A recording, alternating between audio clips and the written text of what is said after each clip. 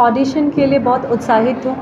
आज बहुत सारे नए बच्चे आ रहे हैं ऑडिशन के लिए। जैसा हमने 4 एडिशन्स में देखा है, काफ़ी रचनात्मक तरीके से अपने कैंडिडेट्स को यहाँ पे उतारा जाता है और काफ़ी ग्रूम किया जाता है, तो काफ़ी उत्साहित हूँ। आज का शो मुझे लगता है बहुत ही अच्छा होने वाला है। फिनाले इससे भी ग्रैंड होगा। ये ग्रैंड पाटलिपुत्रा में हो रहा है और ज़्यादा हमारा ध्यान रहेगा कि कैसे 28 राज्यों के अलग अलग पहनावों को खादी से जोड़ा जाए। तो ये अपने आप में काफ़ी रचनात्मक है और आप लोगों से भी आशाएं हैं कि आप लोग भी साथ दें।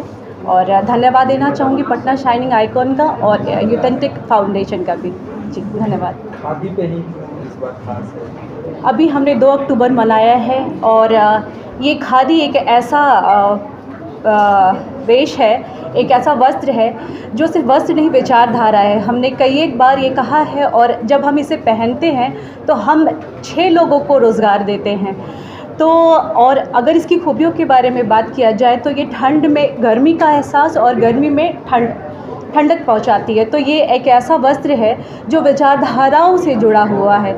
इसलिए मुझे लगता है इससे अच्छा जो हमारे गांधी जी ने एक विचारधारा देकर गए हैं, इससे बिहार का विकास औद्योगिक तरीके से भी हो सकता है और मानसिक तरीके से भी हो सकता है। जी फर्स्ट ऑफ ऑल तो बहुत सारा प्यार अपर्णा मल्लिक की तरफ से। जैसा कि मुझे पता चला कि ये पटना शाइनिंग आइकन सीज़न 5 है, तो सीज़न 4 तक ऑफ कोर्स ये सक्सेसफुल इवेंट रहा है और तभी इन्होंने सीज़न 5 शुरू करने का प्रयास किया। एक अच्छी कोशिश है और खादी को लेकर हम चल रहे हैं, तो इट्स अ ग्रेट इनिशिएटिव। बहुत सारी विशेष। देखिए, सबसे पहले तो हमें इस चीज़ को समझना चाहिए कि कोई भी फैशन शो हो या कोई भी इवेंट हो, अगर वो 5th स्टेज पे अगर रिपीट हो रहा है तो वो खुद में एक अलग एक महत्व रखता है। 4 सीज़न बहुत सक्सेसफुल हुए हैं, मॉडल्स को एक बहुत अच्छा एक्सपोजर मिला है और इस साल 28 स्टेट्स के साथ उनके अलग पहनावे के साथ और mostly we are promoting khadi. और इसमें बेसिक कंसर्न है मोहित का, अमन का एंड अमन सिन्हा का।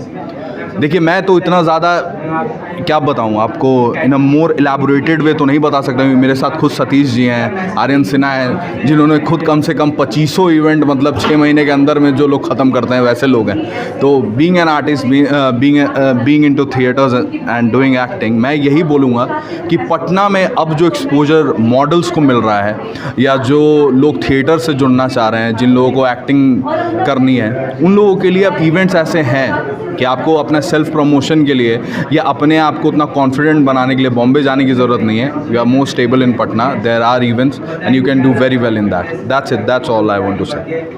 यहाँ से निकलने के बाद क्या प्लेटफॉर्म मिलता है यहाँ के कलाकारों? देखिए, प्लेटफॉर्म बहुत पिछले साल भी हमने देखा कि प्लेटफॉर्म ये लोग अच्छे देते हैं। मेरा बेसिक क्या थिंक है कि यहाँ के जो भी प्रतिभाशाली मॉडल्स हों, एक्टर्स हों, जो भी हों, वो पटना में उनको एज ए प्रोफाइल नहीं मिल पाता है। वो भटकते हैं दिल्ली जाके, मुंबई जाके और स्ट्रगल करते हैं। स्ट्रगल करने के बाद भी कुछ छोटा मोटा प्लेटफॉर्म मिलता है। तो हम ये चाहेंगे कि बिहार से जो प्लेटफॉर्म मिले, अभी सरकार ने भी इस चीज़ को किया है कि आने वाले समय में यहाँ इंडस्ट्रीज़ बन रही है। जैसा कि हमारे प्रधानमंत्री जी ने बोला भी है कि यहाँ फिल्म सिटी आएगी। तो जब आएगी तो हम लोग अपने ही क्यों नहीं अपने घर के बच्चे को प्रमोट करें, उनको भटकने बाहर नहीं दिया जाए। तो यहाँ से जितने भी प्रतिभाशाली निकलते हैं, कहीं ना कहीं इन लोगों को प्लेटफॉर्म मिलता है। बाकी आप देख रहे होंगे हमारे बगल में बैठी हुई थी, ये सीज़न 1 से लेकर सीज़न 4 तक ये रही हैं। तो एक्सपीरियंस बहुत ज़्यादा अच्छा है, प्लेटफॉर्म बहुत ज़्यादा अच्छा है। कैसे जुड़ते हैं गाँव में, तो उसके लिए क्या आप लोग करते हैं? कैसे इस देखिए, सबसे बड़ी चीज़ है ना कि जुड़ते तभी हैं जब एक अच्छा प्लेटफॉर्म मिलता है। और अच्छे प्लेटफॉर्म को पब्लिसिटी की ज़रूरत नहीं होती है, वो आदमी आके उसको देखते हैं 1 से 2, 2 से 3, और आप लोग तो खैर चौथे स्तंभ में, आप लोग जैसे प्रमोट करेंगे ऑटोमेटिकली प्रतिभाशाली लोगों की लाइन लग जानी है। क्या लगता है युवाओं को जुड़ना चाहिए इससे? युवाओं को जोड़ रहे हैं लगातार। यहाँ पे जो काम हो रहा है उसे युवाओं को जोड़ रहे हैं। हम थोड़ा सा पहले ले जाना चाहते हैं। कुछ साल पहले पटना में इस तरह की चीज़ें नहीं दिखती थी। कारण था, उन्हें डर था, बच्चे कैसे बाहर निकलेंगे, इस तरह के कपड़ों में उनको क्या खतरा है चारों तरफ। किसी भी पहले इवेंट होता था, वहाँ पे इतना क्राउड होता था कि लोग जमा नहीं हो पाते थे, डर होता था फैमिली के साथ जाने में। लेकिन पिछले कुछ सालों से बहुत चीज़ें बदली हैं और बदलने के पीछे श्रेय है ऐसे युवाओं का। मोहित है, अमन है और ऐसे सैकड़ों युवा हैं जो लगातार काम बिहार के कोने कोने से टैलेंट ला रहे हैं। आज अगर सीमांचल की एक बेटी साउथ इंडिया में जाके बड़ी फिल्में कर रही है, बड़े एक्टर्स के साथ काम कर रही है, तो इसका कारण है ये प्लेटफॉर्म, जहाँ उसने परिवार को कहा कि मैं यहाँ पे आके परफॉर्म करूँगी। खादी जैसे चीज़ों को हम लोग जो भूल चुके थे, गांधी जी का एक पुराना पहनावा मानते थे, मगर मोदी जी ने खादी को इतना स्टैंडर्ड बना दिया, हम लोगों ने युवाओं को खादी से जोड़ा। आज खादी किसी भी दूसरे बड़े ब्रांड से ऊपर देखा जाता है और खादी को बहुत पसंद किया जाता है। तो 28 राज्यों से जो उनका पहनावा है उनको हम खादी से जोड़ रहे हैं। पटना शाइनिंग आइकन जो है, शाइनिंग आइकन हमारा पूरा इवेंट का नाम है, उसका एक पार्ट है। शाइनिंग आइकन में पटना शाइनिंग आइकन बिहार भर के प्रतिभागियों को एक मंच प्रदान करता है। इस बार हमारी तैयारी इस तरीके से है कि हम लोग 28 राज्य के 28 वस्त्रों को, 28 पहनावों को, वेशभूषों को एक मंच पे उतार रहे हैं। एक मंच पे उतारने के अलावा हम लोग इस बार शाइनिंग स्टार अवार्ड कर रहे हैं, जिसमें कि 51 भारत के 51 विभूतियों को सम्मानित करते हैं। इस बार डिज़ाइनर हम लोग डेडिकेटेड रख रहे हैं कि अलग अलग डिज़ाइनर जैनब मैम जुड़ी हुई हैं, हमारे साथ सर जुड़े हुए हैं। मैडम 28 राज्यों से 28 पहनावा को लेके ये कार्यक्रम है, तो उसको आप फैशन डिजाइन से कैसे देखती हैं, क्योंकि आपको अनुभव है इस चीज़ का? इसलिए अब सब पहले तो खादी हमारा ट्रेडिशन है बिहार का, मधुबनी पेंटिंग तो सब जानते हैं, बिहार का मतलब कल्चर सब चीज़ है। तो इस प्रोग्राम को लेकर फैशन डिजाइनिंग से कैसे जोड़ते हैं, कैसे मतलब कुछ अपने युवाओं को उसी को हम लोग न्यू ट्रेंड में लाते हैं, खादी को न्यू ट्रेंड में या फिर मतलब न्यू तरीके से हम लोग प्रेजेंट करते हैं। तो ऐसा कार्यक्रम होना चाहिए। हाँ जी बिल्कुल, ट्रेडिशन बिहार का ट्रेडिशन हम लोग नहीं दिखाएंगे। फैशन डिजाइनिंग में इसका क्या महत्व है? ये बहुत सा मतलब अगर हम बिहार के डिज़ाइनर हुए तो हम सबसे पहले अपने कल्चर को लेके चलेंगे।